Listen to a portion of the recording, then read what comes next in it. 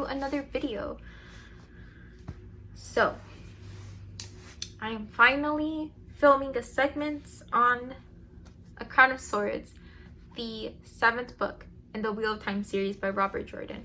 I cannot believe we're on book 7. I can't believe that we're on book 7, and if I have been reading these books since February, I think.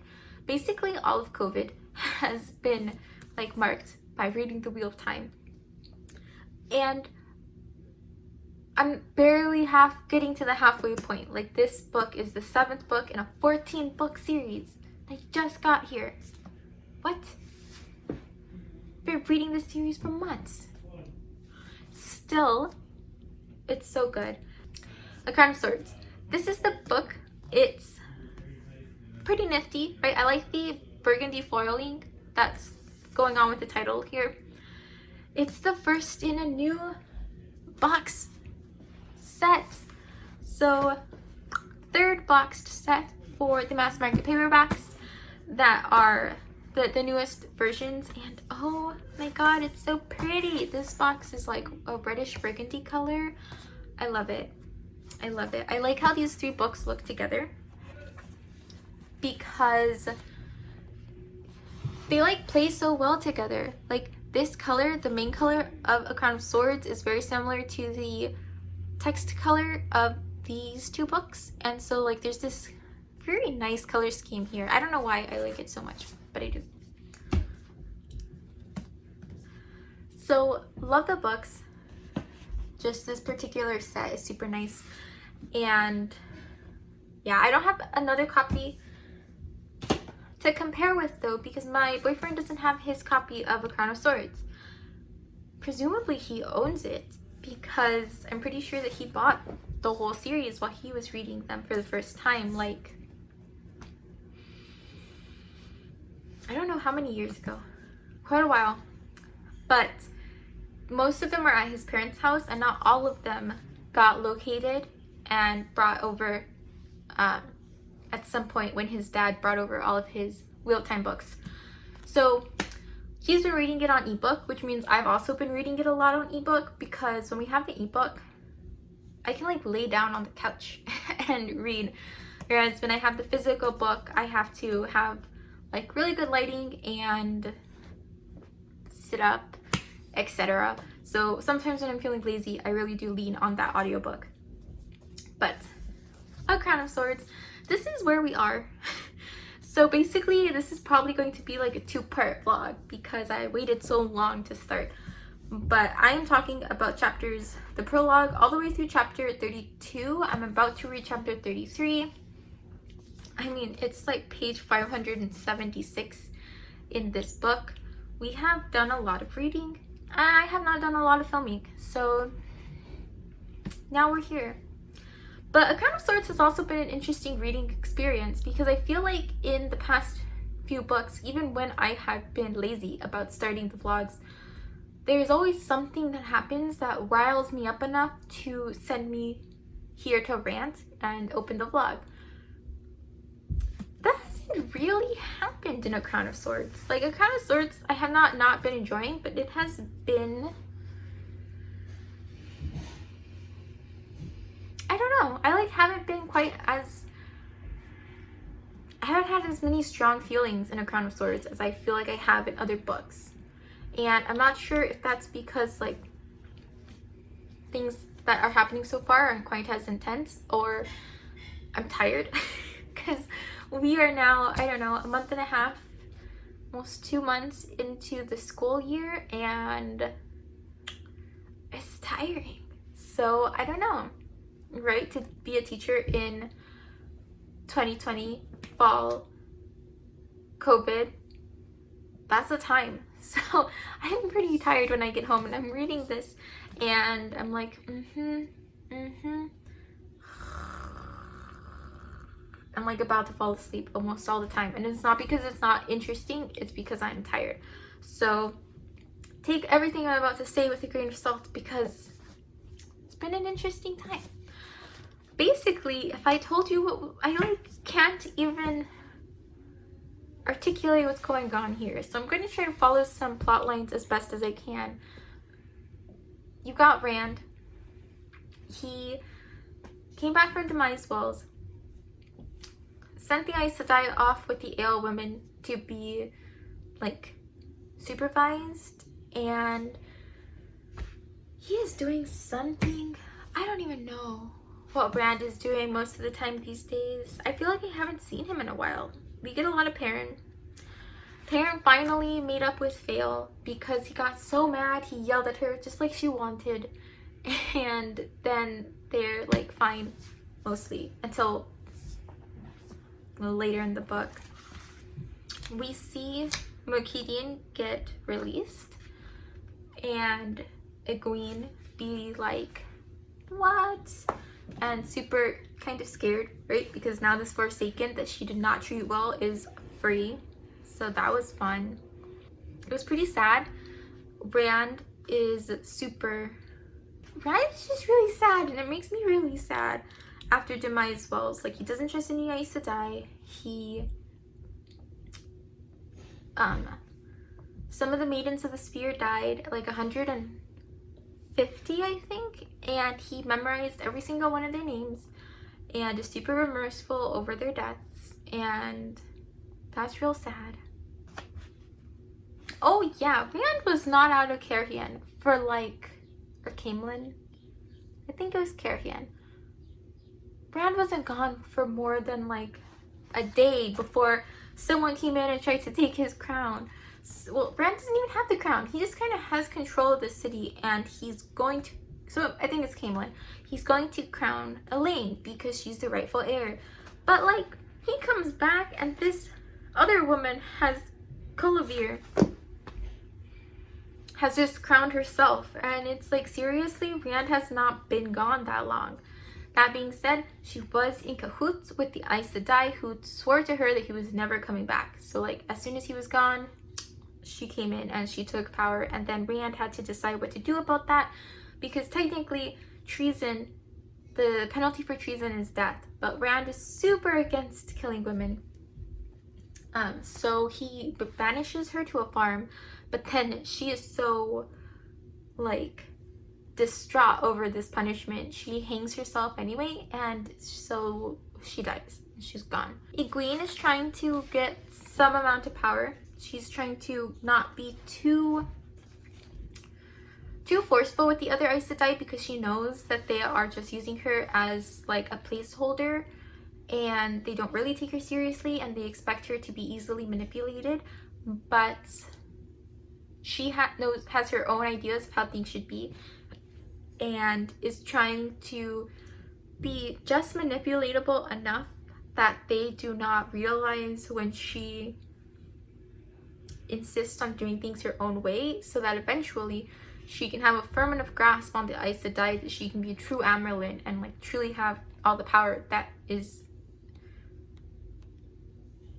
entitled to her. Something pretty wild that happened is that Egwene got 2 novices, I think they are novices, or maybe newly turned Aes Sedai, to swear fealty to the Amyrlin seat, which like doesn't happen. The Aes Sedai only, like, they aren't tied to anything or anyone but the White Tower as a whole, and yet these particular Aes Sedai got coerced into swearing fealty to Egwene specifically, which has never happened before, and then later more are made to do so. So that's pretty wild, right? Because like, now Aes Sedai all over the place are having to swear loyalty to people when they have never done that. So to Egwene and then to Rand, I am waiting for word of Demise Wells to get to Egwene. I am so excited for it. She's going to be so mad, and I'm going to be so happy, because these Aes Sedai bent the knee to Rand, and so it was just so satisfying. It was so satisfying, and Egwene's going to be so angry that Rand like dared to have an Aes Sedai bent to him, that I'm just so excited for her wrath, because she's the worst. So she's so hypocritical. Like, Egwene as the Amyrlin seat. All right, one, it's interesting to read from her perspective. She the power and the kind of politics and stuff, like, she wears them well, but the type of manipulation and the hard decisions that she's being forced to make as Amerlincy, if Rand made those same decisions, and some of them he has, she would be all, Rand, letting the power go to his head, such a silly sheep herder, he doesn't know what he's doing. How can he be so cruel or so cold or blah blah blah blah blah.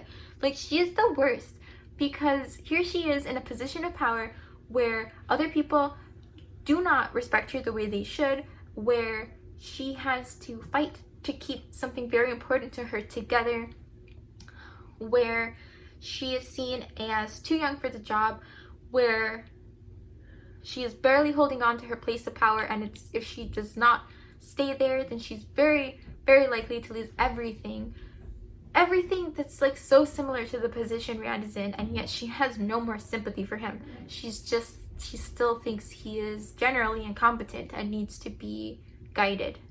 But don't you dare guide her, because she knows exactly what she's doing all the time. That's why I don't like it. Anyway, then we finally get back to Abu Dar. So that was something that was, I don't know. The Abu Dar chapters are interesting because I don't know, it feels like a grimy setting. You know, like Abu Dar is this country where everyone's carrying a knife, and at any time someone could challenge you to a duel, and if you get killed in that duel, well, that just happens in Abu Dar. So everything about it is like super gritty, and I just imagine it in my head as this like super dirty, very violent city, and it's kind of scary. And I'm pretty sure that is exactly the kind of city that it is, but it also isn't the most pleasant reading experience, because I'm reading about Abu Dar and I'm just like, oh. That's the kind of feeling I get every time I have to read a chapter. But you've got Avienda, Elaine, Nynaeve, Tom, Julian, probably some others, a handful of others, Matt, are in Abu Dar because they are trying to find this bold wins. And to do it, they've made some kind of like, I don't know what it's called, like a bargain with the sea people, so that, I don't even know the usage of the bowl, because technically the bowl of the winds is an important artifact in their culture and in their mythologies, and so they like bargained usage of the bowl, and I don't know what the outcome of that bargain is yet, but they have spent just forever trying to find the bowl and not being able to. That's kind of the summary of what they have been doing for a lot of the book. Also being the most irritating in the world about Matt. Like, they think that he is only in charge of an army because Rand is his friend. And Rand was just like, Rand, who can't handle power and who's dumb and doesn't know what he's doing, was just like, hey buddy, here's a whole army, do what you want, it's just for funsies. That's not what happened. Matt's a good general because he's got these other people's memories in his head. And they don't know that. Okay, they don't know it, but they just assume so much about Matt, and then everything is within that little box that they've put him in. And it's so frustrating because Matt hasn't done anything to them. All he's done is save them in the Stone of Tear, which comes up in this book, so that's fun. Talk about that here in a bit. Oh, we get introduced to this new Aes Sedai named Katsuane. She's pretty frustrating. She basically waltzes into Rand's like audience chamber thingy and is just super dismissive and very rude and belittling, and she's just like, I don't know, but she's determined to rile him up, and then Rand is determined not to respond. So there's this weird tension between them, and I don't know what she's up to because I forgot that she came up until I started flipping through here. So that's interesting. We finally see Savannah from the Shido Ale use this little cube that we saw in the Fires of Heaven, but she never used it. No, in Lord of Chaos. But she never used the cube, and it's supposed to summon whichever of the Forsaken is kind of partnering with the Ale in order to get them to take down Rand. And we don't know who that is, but this cube is supposed to summon them, and she finally uses it in this book. But then they get followed by this guy who we learn later has a name, but I'll get to that in a second. This vlog is going to be all over the place because it's been so long. I like Brigitte. Brigitte and Matt have been like developing a friendship throughout this book, and it's so funny because they spend a night drinking together, and Brigitte learns that Matt saved Elaine and Neve in the Stone of Tear, and all they did was yell at him for getting in the way, and they never expressed any thanks, and he was just like feeling a little put out and kind of a little hurt, like, what? Why do they do this? And so she finds out about it and she brings it back to them and is just like, y'all, this is super shameful, what are you doing? And then Avienda hears about it and she's like, wow, you have so much toe. And it's funny because then they swear in order to get on Avienda and Brigitte's good side, because they actually care about their opinion. Like, not even for Matt does this happen, but they want to be respected by these other two women. So they're like, okay, fine, I guess we can go apologize for treating him poorly and we can promise to treat him better. And then as they carry that out, it's so frustrating because they are so resentful of it all the time. Like, every time they have to say anything nice to Matt or treat him at all kindly, they're just like, oh, this is so painful, it's agonizing. And I'm like, calm down, this is why you two are the worst. So, not the biggest fan of that, but I did enjoy the shift because it was super frustrating before when they leaned so heavily on Matt is dumb and incompetent. Elaine and Neve find themselves with this group of women called the Kin or the Circle, and they're a group of women who can channel, who essentially got cast out of the White Tower, more or less, and they've just been kind of hanging out in Abu Dhar. And it comes out that the Aes Sedai kind of leave them alone because runaways go to them, and so they always know exactly where the runaways are, which is why the White Tower is so good at catching runaways. So they kind of let them be because they're like bait. But it's so funny because these women don't believe that Elaine and Neve are actually Aes Sedai, and so they treat them super poorly, and Elaine is so frustrated that they won't believe her, and they kick them out and are like, you better go or we're gonna tell the Aes Sedai you're masquerading as Aes Sedai. I love that chapter. My boyfriend thought it was super frustrating because they are Aes Sedai, and so the certainty with which these women thought they weren't was just frustrating for him, but I thought it was satisfying because I don't like Elaine and Neve, and they are, yes, they're Aes Sedai, but I don't know. I feel like they kind of thought of themselves as Aes Sedai even before they really were Aes Sedai, and because of circumstances and how powerful they are, I feel like they've kind of skipped a lot of steps towards becoming Aes Sedai. And right now they're Aes Sedai just because Egwene said so. I'm like, Egwene's their friend, so I don't know if I believe that they deserve it. I don't really hold much respect for the Aes Sedai as a whole. I think that they are super like overly prideful and that they don't deserve their own reputation in a lot of ways. I think that their system is kind of the worst, and some of the power dynamics that they've got going on. But at the same time, they do have a system, and Elaine and Neve have kind of just been brushing off that system and skipping steps, and they haven't shown themselves to be better. They just happen to be super powerful, and like main characters. So I don't know that I feel like they've earned it. Maybe they have, I don't know. They've done some pretty important things. I'm like super conflicted about it, but I don't like them as people, so I had no problem with them being frustrated that they weren't taken seriously as Aes Sedai. That's where I am with that. I thought that was fun. We get to see Mokidian again, so we see how she got rescued, but then she gets taken to the Dark One and she gets almost put into something called a mind trap, which like ties her consciousness essentially to this little box that if it gets, I don't even remember where I was because my phone ran out of storage space. I had to delete some things. But oh, Mokidian, the mind trap thingy. It like holds her consciousness, and then if it breaks, she like loses everything she is, and she's just like a body that can take some orders, but like she is gone. So she's got that going on, and now she's serving some guy named Moradin, and we've learned about something called the true power.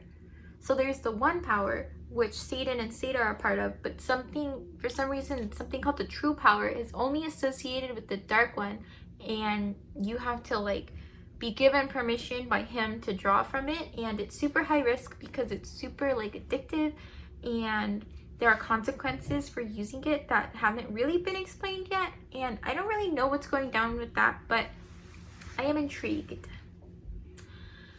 Then you get into things like weird stuff with Matt and the Queen of Ebudar, Tylan. She like,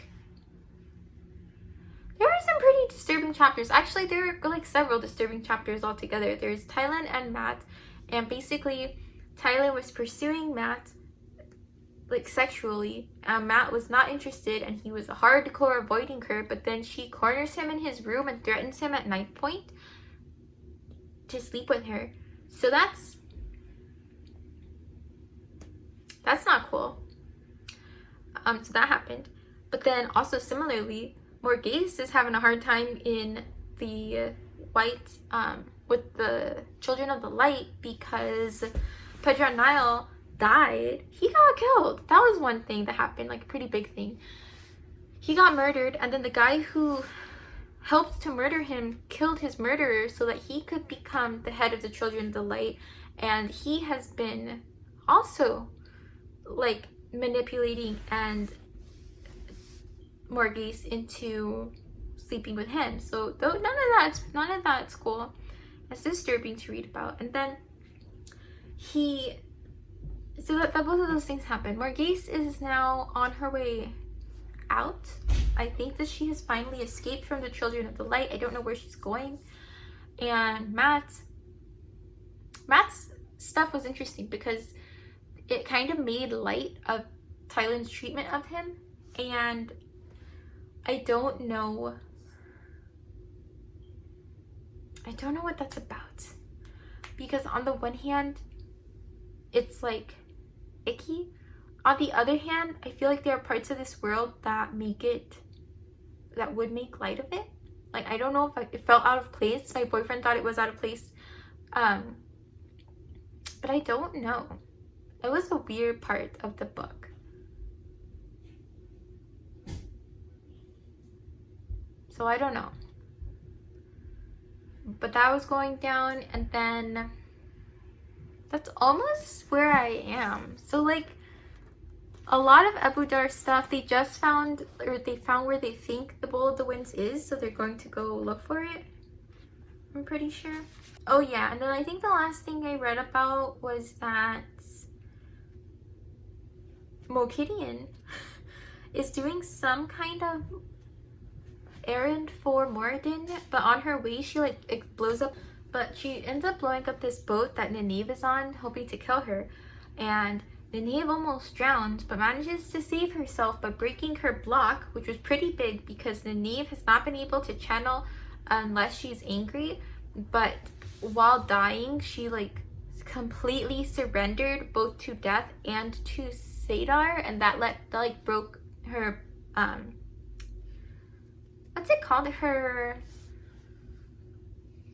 block, and she was able to channel and save herself. And then Lan was there, super good timing. Lan comes back, he is tied to Mirel, and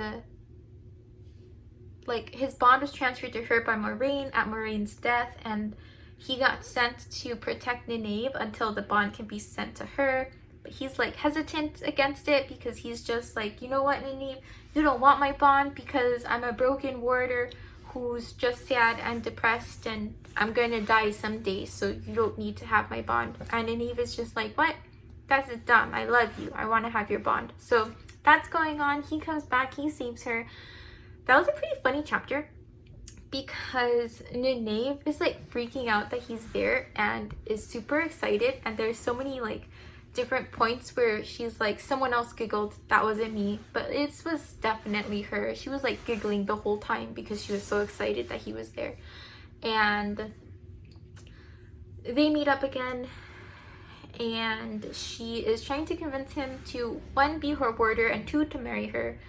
And his reasons are kind of dumb for not wanting to do it. So I think that's interesting. They're back together. I like them. I don't like Nynaeve a lot most of the time. I like her more than Elaine. I feel like I started not having strong feelings for Elaine, and now I hate her so much. So that has evolved. And so Nynaeve is going to talk to the sea folk about something. And I haven't seen Egwene in a very long time. I think my boyfriend said she might not be in the rest of the book. I don't know what Rand's up to. I don't know anything. So yeah, not a ton of like strong feelings, not a ton of moments that stand out super hard for me. I don't know. But that's this update because I'm tired of talking. And yeah, so the next time I do this, maybe I'll have finished it and I will have some more stuff to say, or maybe it will be some more of this rambly nonsense. We shall see.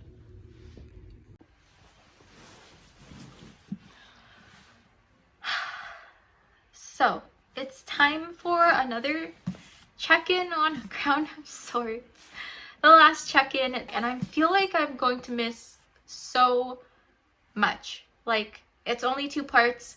I finished this week's ago and then never checked in because the semester has been crazy. So it is what it is. This isn't going to be one of the best, but still, I wanted to make sure that I wrap this up so that I could have the full like collection that I'm building of Wheel of Time vlogs. I didn't want to skip one, even if I knew that it wasn't going to be as good as some of my others.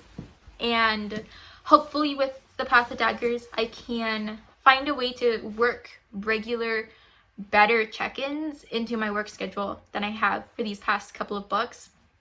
That being said, the Lord of Chaos vlog has been probably one of my favorites to edit so far. I had a lot of fun, like, going back through my thoughts about that book. I'm pretty skeptical of how I'm going to feel as I go back to edit this. So I have like absolutely no memory of the last thing I said about A Crown of Swords.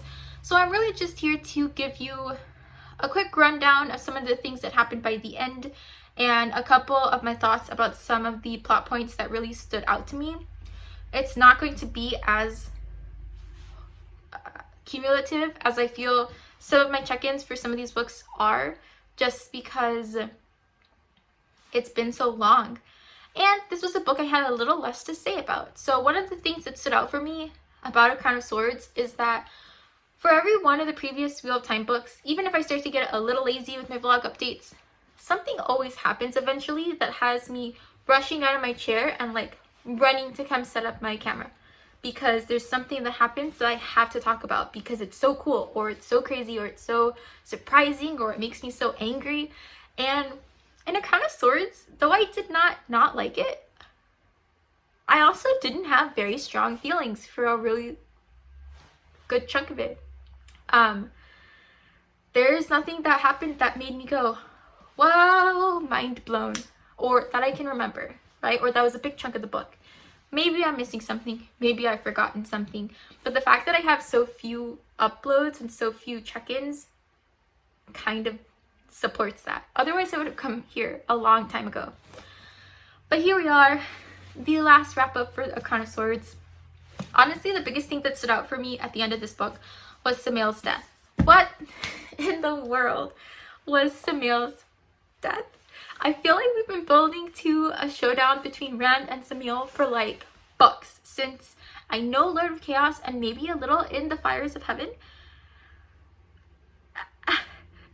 Rand has, like, everything Rand has been doing, but he hasn't been like kidnapped by Aes Sedai like in Lord of Chaos.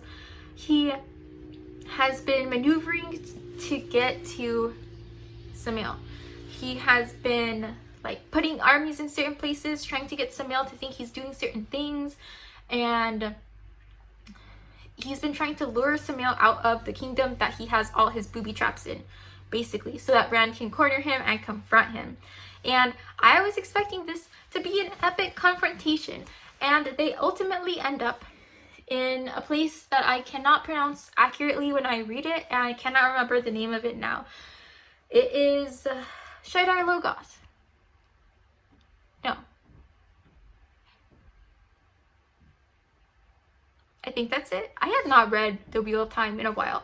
I have been reading Rhythm of War, so if my vocabulary is rough, I am sorry. Please remember that it's my first time reading this series, and I'm doing it fairly casually. There's some people, I'm sure, really intense, keeping notes, highlights, things like that. That's not what I'm doing here, but I think that's it. But it's the place where the guy got like corrupted, and there's this evil like energy in the whole city now, and Trollocs are afraid of it, and all of that stuff. They end up fighting there, and they're trying to fight each other and avoid this like phantom energy stuff that if it touches you, you'll die, basically. It'll like kill you. This poisonous spirit vapor stuff. At least that's how I imagine it. Maybe I'm really wrong there, but that's what I get when I read about this thing in this city. And they're fighting, and it's looking really, really tight because they're like very well matched. Both of them are basically cornered. They end up across a wide area between them, and in the middle of it there are traps that Samael has set, but Samael also can't just leave because of something Rand has done. I forget. But there's tension here, and I am waiting for like Rand to just go for it and set off some of the traps and deal with the consequences, or to outsmart Samael, or for Samael to finally like take a final plunge at Rand. I don't know what I was expecting, but I was definitely expecting the tension to burst instead of fizzle out. And it felt like it fizzled out, because what ends up happening is that Rand and Samael both get distracted by the appearance of a maiden. One of the people who traveled with Rand through this town previously in the book, and got maybe even in Lord of Chaos. Anyway, she accidentally got left behind because she got lost and they could not find her. Who knows where she was? It's a weird, like, corrupted town. Any like weird stuff happens all the time. So she disappeared. Well, they find her, and when they see her, she is being consumed by this dark energy, and she's screaming because of how painful it is. And it's that scream that distracts them. Rand sees her, and I think he ultimately does something that kills her, so that she dies quickly instead of slowly and painfully by this spirit, dust, gas, energy thing, monster. I don't know. And while they're looking away, that same evil mass gets Samael, and Rand doesn't even see him. He doesn't even see him get taken. He just turns around, and suddenly where Samael's standing is all of the evil energy gas stuff and no Samael. And they're like, oh, I guess he got eaten or captured or taken or swallowed or absorbed, whatever verb you want to use. He's gone. And Rand was like, I guess he's dead now. I guess I'll go home. And then he was just done. And I was expecting for him not to be really dead. I had to get confirmation from my boyfriend that he was really dead, because I was like, Rand is so sure. And Rand has been really sure in the past that someone is really dead, and they aren't. I mean, can we remember Baelzemont from the first 2 books? Rand always thought he had killed him, and he was never dead until the very end of the 3rd book, to be finally kind of get rid of him. So I thought that there was just like some trickery happening, and Samael wasn't really dead. But he's gone. And he went up with like not even a whimper. I mean, just nothing. And I've talked to my boyfriend about this at length, and like I get some of the choices about why Samael's death wasn't like a big deal. Essentially, it was pretty random at the end. And if I'm understanding it correctly and I'm remembering the things that he told me, it's basically this idea that, like, you know, not every villain is as big a deal as you think it is, right? This is going back to like Couladin in the Fires of Heaven, when I thought he was going to be a super big deal, and then he wasn't. He like died off screen by Matt's hand, and not even Rand. And it just is what it is. It also parallels this idea that the characters are not as good as they think they are. So both Samael and Couladin are characters who thought that they were like all powerful and like no one could take them down, and they were going to do whatever they wanted. But at the end of the day, they weren't that cool, they weren't that powerful, and they just got taken down eventually by someone who was a little better, or they were in the wrong place because they were a little dumb and they let themselves get distracted, and now they're gone. I get that. I get it. It's a big series. There are a ton of villains. If every single one of the like 13 Forsaken that exist had a big fireworks death, that would be overkill. Like, there are a lot of them, and if Rand took each one of them down, not only would it be repetitive and formulaic. So I get it. I mean, as it is, most of the books have had a big showdown between him and one of the Forsaken in a way that's formulaic enough that when that didn't happen in Lord of Chaos, I was shocked. So I get it. From like a narrative standpoint and blah blah blah, I get it. Nonetheless, it was frustratingly unsatisfying to read about, because I was like, what? I have been following this character for books, and poof, he's like gone in almost literally a puff of smoke. So that was frustrating for me, but not bad. Just it made the ending feel anticlimactic, and kind of like this didn't have much of an ending. So that was a little weird. And then we get into some other weird stuff. So the Rand Samael plot, that was one of the big threads that I was following, and then I remember it from A Crown of Swords. The other one is Ebudar, and oh my god, I don't know where I left off with the Ebudar plot, but Nynaeve and Elaine, they've been looking for this Bowl of the Winds. They have been so terrible to Matt, and it's so irritating. And they finally lightened up because while drinking with Brigitte, Matt let her know that she saved Nynaeve and Elaine from the Stone of Tyr way back in book 3. And their response to him was, "Why are you here? Who are you?" And so they were so ungrateful, and that ingratitude just shocked Brigitte. She was like, what? She was like, what? I know Matt is kind of the worst, but you two aren't supposed to be the worst. How could you do this? You definitely owe him. And then Avienda learned and was like, you definitely have toe towards him. And so Elaine was all like, yeah, okay, I'll apologize. And Nynaeve acted like it was the worst thing that had ever happened and could ever happen, and how dare they suggest she even think about apologizing to him. But they lightened up eventually, which was good, because I was done with them. And this plot had sort of a resolution, but also not really a satisfying one, because they eventually find the Bowl of the Winds. And while there, they get attacked by this guy, and he has a name. They eventually learn what he's called, but I 100% cannot remember it at all.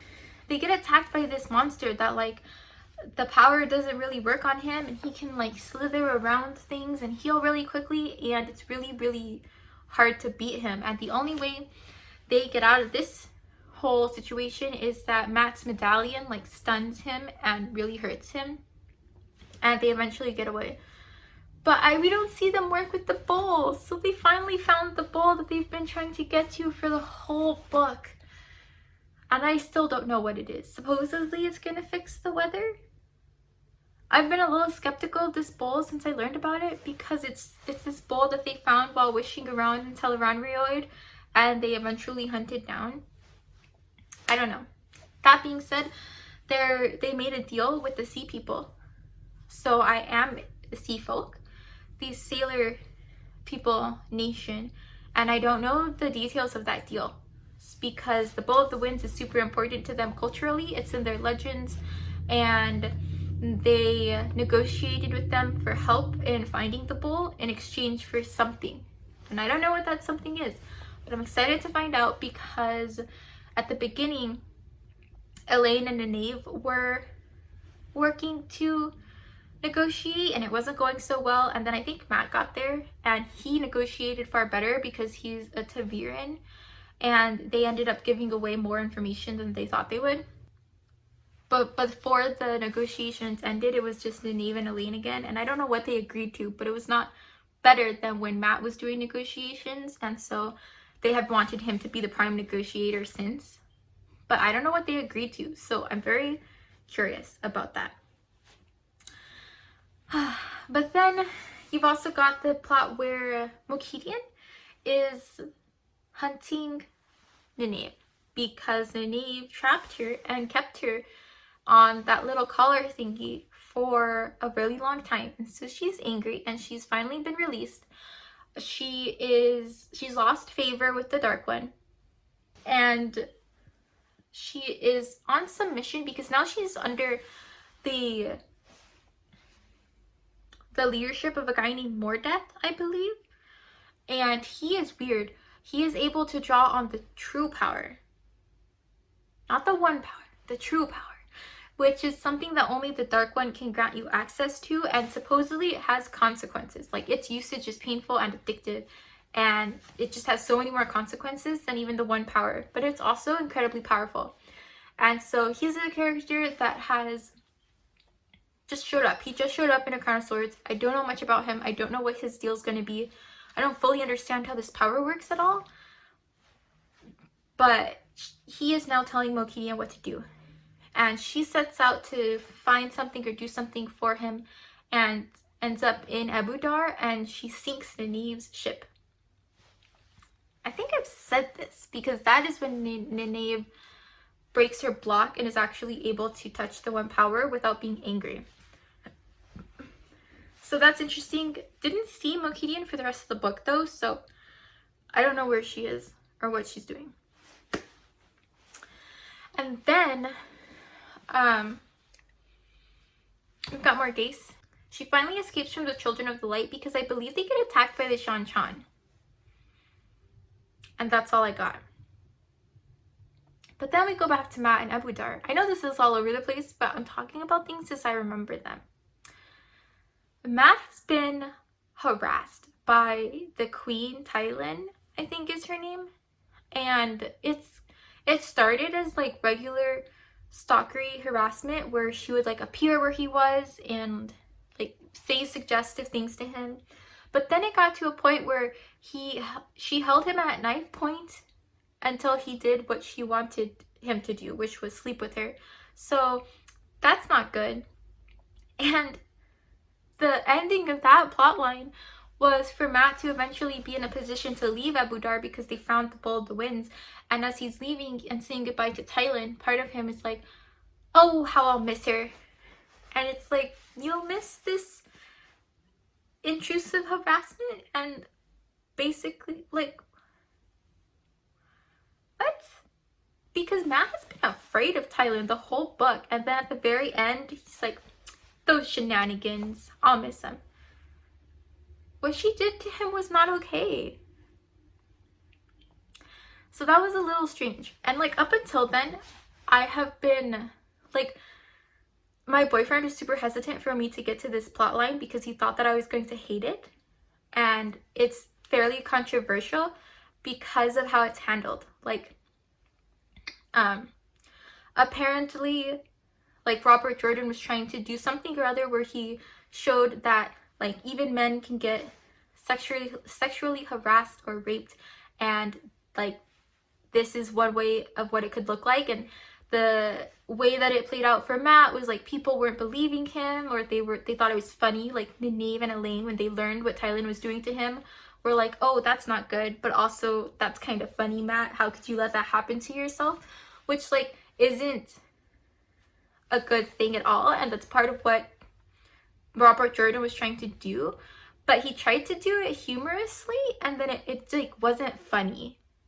That's my takeaway from this scenario, or this plot line and how it wrapped up. And for a while, I didn't see that controversy. Like, I saw the things that were happening to Matt, and I saw the way people like Elaine and Neve were arguing or were reacting to it, and it was like, yeah, that's not cool, but also I can see how it would happen. But then Matt, even when he was thinking things that almost lightened the situation, like, sometimes he would be like, I can't believe I'm in this situation. I'm the one that pursues women. How is it that a woman is pursuing me so hard? Even though what he does is completely different, right? Repeatedly, Matt has said that when he's trying to pursue a woman, he only does it when he knows that she's also interested. Like, he doesn't push himself on women that don't want it. He likes it when they flirt back with him. So that's one thing. It's different. But he also has, his narration shows that he's, like, afraid of Tylen, and in some places almost lightly, but kind of like in a really sad way, he has said that he's the thought of going back to the palace or seeing Tylen again or whatever made him want to cry. Like, Matt has had a bad time with Tylen, and so all of that felt real enough to me, at least. And I wasn't sure, where people might have been thinking that the situation wasn't quite written well enough. And then this ending happened, and I was like,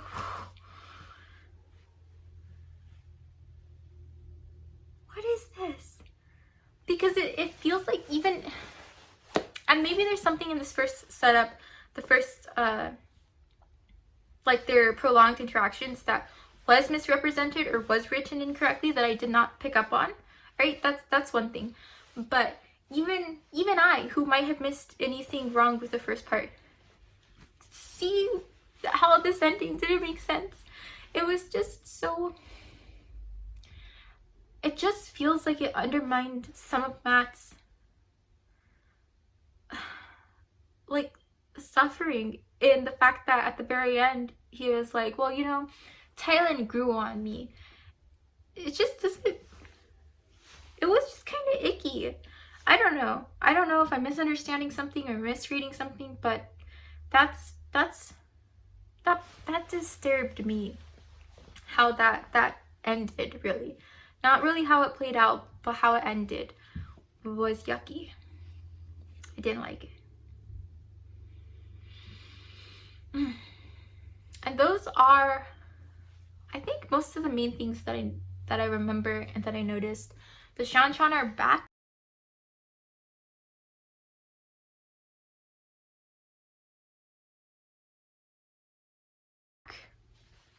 So I'm interested to see what else they do and where they go. Samael is dead. So I don't know what the Forsaken are up to. I think I'm especially interested in this character Mordeth, and continuing to see more of, like, Matt's pendant and exactly what it does. And this new creature, the I don't know its name, whatever it's called, the thing that attacked Matt and then killed that scholar guy that was going to tell Matt Rand something important about the prophecies of the dragon, and then he got ripped to shreds before he could. And in A Crown of Swords, we see Rand learn about his death, and it was so sad. I think I'm going to wrap this vlog off here. Keep it abbreviated, a little all over the place, but I kind of just need to wrap this up so that I can ultimately move on and hopefully put together a cleaner vlog for the Path of Daggers, because I know that this one was all over the place and it took me too long to film. So that's the end of Crown of Swords by Robert Jordan. I feel like I would give it like 3.54-ish stars out of 5. It was not my favorite, but it wasn't terrible. Definitely a new ending though. Like the ending style felt a little open-ended, or just a little anticlimactic. Not necessarily bad, but different, and something that was unexpected. But anyway, if you've managed to make it this far, thank you so much for watching, and I hope to see you next time. Bye!